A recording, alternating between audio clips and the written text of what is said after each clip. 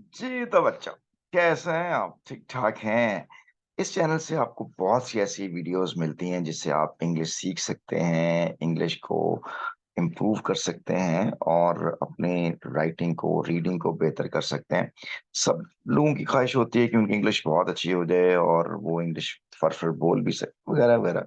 ज़रूरत है आजकल के दौर की और वैसे भी इंग्लिश इंटरनेशनल लैंग्वेज है। If you want to excel in so many fields, you need to understand English. You need to, be well equipped in this language. तो बाज़ क़द हम ये होता है कि इसमें प्रॉब्लम्स आती हैं। इन प्रॉब्लम्स को समझने के लिए एक बड़ा सिंपल मेथड आपके सामने शेयर करने लगा हूँ और एक नई सीरीज़ हम पहले स्टार्ट कर चुके हैं, लर्न इंग्लिश इन मिनट्स। मिनटों में इंग्लिश के कॉन्सेप्ट को समझिए। सिर्फ़ इंग्लिश नहीं, दुनिया की सारी लैंग्वेजेज़ सीखी जा सकती हैं। Yes, how? If you know the structure of language.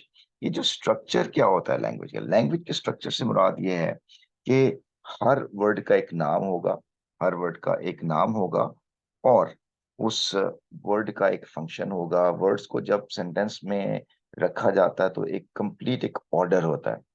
उस ऑर्डर के मुताबिक वो फ्रेज़ बनता है या क्लॉज़ बनता है और इस तरह से जैसे स्ट्रक्चर चेंज होता है या स्ट्रक्चर वर्ड्स को हम किसी सेंटेंस में लिखते हैं, वो मीनिंग कन्वे करता है। दैट इज़ ऑल अबाउट इसको अंडरस्टैंड कीजिएगा। देखिए जो आपके सामने एक सेंटेंस मौजूद है, ये है इन योकेरेटोक जो भी लिखा हुआ है मुझे इससे कोई कंसर्न नहीं है। लेकिन मैं ये जानता हूँ कि ये वर्ड कंप्लीट ही सेंस नहीं दे रहा। Do you know why? क्योंकि ये जो टीआईसी पे खत्म होने वाला वर्ड एडजेक्टिव होता है, इसके बाद नाउन कहीं ज़रूर आना है, वो जो मिसिंग है।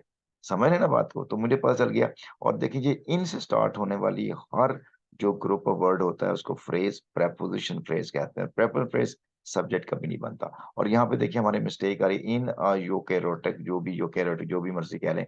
आगे यहाँ पे कोई चीज़ मिसिंग है, वो कुछ भी हो सकता है। आगे लिखा हुआ है द साइटोप्लाज़्म और ये साइटोप्लाज़्म एएसएम पे खत्म होने वाला वर्ड नाउन होता है, तो इस और इससे पहले हम आर्टिकल द लगाते हैं, तो ये नाउन फ्रेज़ है। नाउन फ्रेज़ सेंटेंस का हमेशा सब्जेक्ट बनाती है। कंटेन्स वर्ब है, हाइली ऑर्गनाइज्ड डिस्क्रीट स्ट्रक्चर। अब देखिए जो डिस्क्रीट है यहाँ पे 2 तरह के डिस्क्रीट आते हैं। एक डिस्क्रीट जो है वो डिस्क्रीट डिस्क्रीट होता है और एक डिस्क्रीट होता है। तो ये चूँकि स्ट्रक्चर्स की बात हो रही है, स्ट्रक्चर नाउन है, तो नाउन से पहले एडजेक्टिव होगा, एडजेक्टिव पहले से और ऑर्गेनाइज़ ये भी एडजेक्टिव है और हाइली एडवर्ब है। तो यहाँ पे एक आर्टिकल मिसिंग है, ये आर्टिकल आना चाहिए तो ये नाउन फ्रेज़ बनेगा। लेकिन चूँकि स्ट्रक्चर्स प्लूरल है, तो हम कहते हैं कि यहाँ पर यार इस नाउन फ्रेज़ से पहले जो है ना वो आर्टिकल ज़रूरत नहीं है लगाने की। तो हमारे पास ये स्ट्रक्चर बन गया। फिर ये है कि व्हिच आर स्पेसिफिक ये एक व्हिच है और व्हिच का नाम हमने जो सबसे पहले इंट्रोडक्शन दिया, इसका नाम था सबऑर्डिनेट कंजंक्शन और ये व्हिच जो है वो एज़ अ रिलेटिव प्रोनाउन भी काम करता है। जब ये रिलेटिव प्रोनाउन काम करेगा, तो इसका मतलब ये है कि इससे पहले एक नाउन आएगा और बाद में वर्ब आएगा। ठीक है? आगे स्पेसिफिक फिर आईसी पे खत्म होने वाले वर्ड ज़्यादातर एडजेक्टिव होते हैं, तो ये एक एडजेक्टिव है और ये एक ग्रुप है। इस तरह से फॉर वेरियस सैलड फंक्शन ये फॉर प्रीपोज़िशन फ्रेज़ है और ये आर कॉल्ड जो है ये एक वर्ब ग्रुप है। जब भी कोई कोई भी 2 वर्ड्स एक जैसे आ रहे हों, तो उनको फ्रेज़ कहते हैं। तो चूँकि ये दोनों ही वर्ब्स हैं, तो हम इनको वर्ब फ्रेज़ कह सकते हैं और याद रखिएगा वर्ब फ्रेज़ जो है वो क्लॉज़ बनाने के काम आता है। इस तरह से सेल ऑर्गेनल्स है, ये भी आपके पास नाउन फ्रेज़ आ रही है। तो अगर आपको इन फ्रेज़ेज़ के नामों का पता है, तो फिर आपको इनके फंक्शंस का भी पता होगा। ये इस तरह काम करते हैं। देखिएगा जी, हम बात करते हैं, ये हमारे पास चीज़ें आ गई और इसमें देखिएगा इन अ यूक्रेटिक सेल ये देखिए यहाँ पे सेल नाउन आ गया। अब ये एक आपका प्रीपोजिशन फ्रेज़ बना। प्रीपोजिशन फ्रेज़ेज़ कभी भी सेंटेंस का स्ट्रक्चर नहीं सब्जेक्ट नहीं होता। तो ये जो कंटेन्स हमारे पास वर्ब है, वर्ब हमेशा क्या करता है कि ये स वर्ड्स को आपस में जोड़ देता है, ब्रिज का काम करता है। कैसे? द साइटोप्लाज़्म को उसने कहा कंटेन है, तो ये वर्ब हुआ। तो कंटेन्स व्हाट? वो ये कंटेन्स व्हाट व्हाट का आंसर देने वाला वर्ड सब्जेक्ट भी होता है और ऑब्जेक्ट भी होता है। अगर वर्ब से पहले हो तो वो सब्जेक्ट बनता है और वर्ब के बाद हो तो ऑब्जेक्ट होता है। तो ये कहते हैं कि this contains what contains highly organised structure तो हम कहते हैं द साइटोप्लाज्म कंटेन। तो ये साइटोप्लाज्म सब्जेक्ट हुआ। द साइटोप्लाज्म कंटेन्स व्हाट और ये हमारा ऑब्जेक्ट हुआ। अब देखें ये भी वर्ड कहाँ से दे रहा है, ये भी वर्ड कहाँ से दे रहा है, लेकिन कंटेन से पहले तो सब्जेक्ट है, कंटेन के बाद है तो ऑब्जेक्ट है। Contains what highly organised discrete structure. यहाँ पे डिस्क्रीट के स्पेलिंग गलत है क्योंकि इस डिस्क्रीट का मतलब होता है चोरी छुपे, और यहाँ पे वो कहता है कि ऐसा स्ट्रक्चर जो प्रोमिनेंट है। तो प्रोमिनेंट स्ट्रक्चर के लिए जो स्पेलिंग होते हैं वो CRETE होते हैं।